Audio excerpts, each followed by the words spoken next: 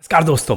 जो सबसे पहले सब्सक्राइबर है उनकी क्वेरी ही यही है कि वो जानना चाहते हैं कि क्या 10 सालों में 1.5 करोड़ बन सकता है, उनकी एसआईपी कितनी है और किन फंड्स में उन्होंने इन्वेस्ट कर रखा है वो देखेंगे।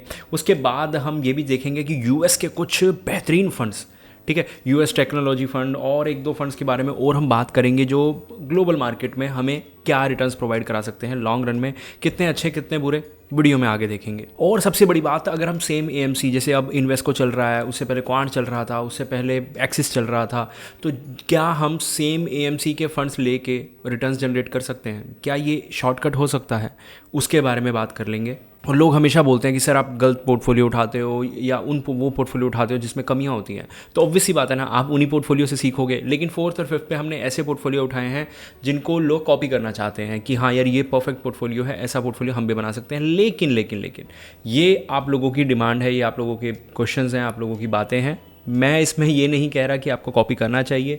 जो ये कंप्लीट वीडियो है एजुकेशनल पर्पस के लिए बनाई गई है, जहाँ पे मैं आपको सिखाऊंगा चीज़ें, ठीक है। जो भी हम आज तक पढ़ते आए हैं, एनआईएसएम के एग्ज़ाम्स होते हैं उनमें जो हमें पढ़ाया गया है, सीएफए के जो एग्ज़ाम्स होते हैं, सीएफए का जो करिकुलम होता है उसमें जो पढ़ाया गया है, जहाँ पे जो भी पैरामीटर्स या आइडियल सिचुएशंस बताई गई हैं कि इस सिचुएशन में ऐसा होना चाहिए, तो वो मैं सिर्फ आपको बताऊँगा, ना कि कोई एडवाइजरी है। वीडियो में आगे चलने से पहले एक छोटी सी बात। देखो हम आ गए हैं रुबजी, एक रुबजी नाम से ऐप है ये। यहाँ पे अगर मैं थोड़ा सा नीचे जाऊँ तो ये देखो आप, यहाँ पे यूर मिक्स वर्सेस निफ्टी 50। अगर मैं निफ्टी 50 से कंपेयर करूँ कि रिस्क क्या है, ड्रॉडाउन क्या है और हाइयर रिटर्न्स, अब देखो यहाँ पे ना ये चीज़ एक पता लग जाएगी। एक बार रुक के देखोगे ना कि अगर मैं यहाँ पे आपको रुक के एक चीज़ दिखाऊं कि मेरा निफ्टी 50 के कंपैरिजन में रिस्क क्या है, रिटर्न्स मैंने कंपेयर कर लिए, लोअर रिस्क और लोअर ड्रॉडाउन की इसमें, तो दो हर जगह मेरा अगर मिक्स अच्छा बन रहा है तो ऑब्वियस सी बात है कि मैंने कुछ अच्छा किया है, ठीक है। ऑब्वियस सी बात है हमें निफ्टी 50 से ज़्यादा रिस्क लेना पड़ेगा अगर हम कुछ भी एग्रेसिव जा रहे हैं। तो रोलिंग रिटर्न भी चेक कर सकता हूँ, मंथली एसआईपी में क्या सीएजीआर पर मंथ अगर मैं ऐड करता हूँ तो क्या सीएजीआर लगभग एक्सपेक्ट करूँगा और क्या पैसा बन जाएगा। लोगों को एक बात नहीं पता कि जितनी तेज़ी से आप ऊपर जाओगे उतनी तेज़ी से नीचे भी आओगे। लेकिन अगर हम काफ़ी तेज़ी से ऊपर जाएं, वो मैक्सिमम स्पीड हमारी क्या हो सकती है कि हम नीचे उतनी तेज़ी से ना आएँ।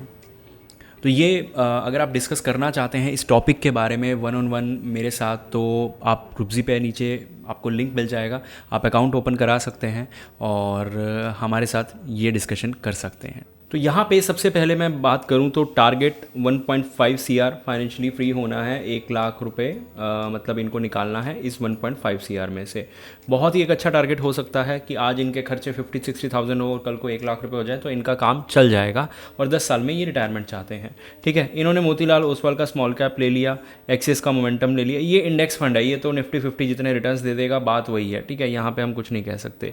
वाइट ऑक हो गया, मिड कैप, दोनों मिड कैप और स्मॉल कैप नए हैं, तो क्वालिटी वाइज तो पोर्टफोलियो ज़ीरो है, ठीक है। रीज़न क्योंकि एक इंडेक्स हो गया। अगर हम एग्रेसिव की बात करें तो ठीक है, इंडेक्स ठीक ठीक है। ऊपर से इन्होंने यहाँ पे भी ये मतलब फोमो के चक्कर में जो आजकल ये मोमेंटम फंड आ गए ये ले लिए, बट जीरो नहीं बोलूँगा, चलो इसमें ठीक ठीक इन्होंने ये फ़ंड ले लिए और ये नए फ़ंड ले लिए इन्होंने, ठीक है, जिनका कोई बहुत ज़्यादा सिर पैर नहीं था और लास्ट 2 साल से ले रखे हैं आपने। शायद मोतीलाल तो अभी आया मेरे ख्याल से, 2 साल नहीं हुए इसको, बट ठीक है जो भी है। पोर्टफोलियो का रिसर्च वर्क नहीं हो सकता जिस वजह से मैं इसको जीरो बोल रहा हूँ। और लेकिन अगर आप सोच रहे हैं कि नेक्स्ट 10 ईयर्स में कितनी एसआईपी होनी चाहिए ताकि हम इतना बना सकें, इनके केस में 18,000 एसआईपी है। ये एनुअल स्टेप अप 10% सोच रहे हैं, जो कि नहीं होगा। 10 साल तक मैंने बहुत सारे क्लाइंट्स की एसआईपी स्टेप अप के साथ स्टार्ट की है, लेकिन उसको बनाए रखना, करे रखना इज़ वेरी डिफ़िकल्ट थिंग, नहीं हो सकता। तो एक बार के लिए चलो मान लेते हैं कि चलो ये कर भी जाएंगे, हम मान लेते हैं। एक्सपेक्टेड रिटर्न 15% और टाइम पीरियड 14 ईयर्स। अगर हम इस सिचुएशन के हिसाब से जाएं तो आपका 1.5 करोड़ पूरा हो जाएगा, लेकिन 14 ईयर्स अगर मैं करूँगा तो साल बन जाएगा 2039। और इसमें काफ़ी ज़्यादा इफ़ एंड बट हैं, क्योंकि आपको सिचुएशन के हिसाब से अपना पोर्टफोलियो चेंज करना पड़ेगा। कब? 2035 से यहाँ पे एक बहुत बड़ा ट्रांजिशन फेस आएगा। देखिए यहाँ पे पराग पारिक फ्लेक्सी सेकंड पोर्टफोलियो पे अगर मैं जाऊँ तो यहाँ पे सभी फंड ठीक ठाक है, कोई इतनी कमी वाली बात नहीं है, पोर्टफोलियो बैलेंस्ड है। लेकिन क्या इसकी ज़रूरत थी? क्या मतलब जो फोमो के चक्कर में या कहीं पे कुछ रिजल्ट आ रहा हो आप भाग जाते हो? क्योंकि लास्ट 1 ईयर में अगर मैं देखूँ तो इसके अंदर बहुत तगड़े रिटर्न जनरेट हुए हैं। ये देख लो 37%। इनको लगा कि यार इससे अच्छा तो कुछ है ही नहीं। लेकिन अगर मैं 5 ईयर्स का देखूँ तो 123% ओवरऑल अगर देखा जाए तो। अगर हमने 1 रुपये डाला होता तो ज़्यादा कुछ ग्रोथ है नहीं। 123 रुपये हमें मिलते हैं आज के टाइम पे, जबकि इंडियन मार्केट में 200 रुपये मिल जाते। नैस्डैक में जाऊँ तो भी मुझे वहाँ पे फिर भी कुछ ठीक ठाक मिल रहा है। 5 ईयर्स में मुझे 1,66,000 के आसपास मिल रहा है, जो कि एक अच्छा नंबर है, मतलब काफ़ी बेटर है। तो अगर हम यूएस में जाते हैं तो मेरे हिसाब से सिंपल ही सबसे अच्छा रहता है। जितने भी फैंसी ग्लोबल फंड्स आते हैं कोई भी नैस्डैक को बीट नहीं कर पाता इंडिया में, स्पेशली इंडिया में बोल रहा हूँ, ठीक है। क्योंकि एक्टिव फंड यहाँ पे होते नहीं हैं उनके, कोई ढंग का एक्टिव फंड हो, सभी इंडेक्स टाइप या इंडेक्स को छेड़छाड़ करके बनाए जाते हैं, तो इस चीज़ का आपको ध्यान रखना है। सेम एएमसी की बात करें तो यहाँ पे इन भाई साहब ने क्या किया, डीएसपी का multi cap, DSP value, DSP multi asset, या तो किसी डीएसपी के बंदे ने इनको चिपकाया है माल, या फिर इन्होंने खुद ये बेवकूफ़ी करी है। क्यों रिटायरमेंट फ़ंड लेना, ये देखो ये फ़ंड का सेंस नहीं बनता, ठीक है। डीएसपी मल्टी कैप क्यों लेना, यूटीआई का मोमेंटम, डीएसपी का वैल्यू, एडलविस का, मतलब एक भी फंड ना मुझे सेंस नहीं बना रहा, क्योंकि ना तो ये फंड कभी रैंकिंग में ऊपर रहे हैं, ना इनकी कुछ स्ट्रेटजी अलग है। बेसिक वो फंड जो शायद हमारी वॉच लिस्ट में ना हो, और जब मेरी वॉच लिस्ट में नहीं है तो उनके बारे में मेरे लिए कमेंट करना मुश्किल है।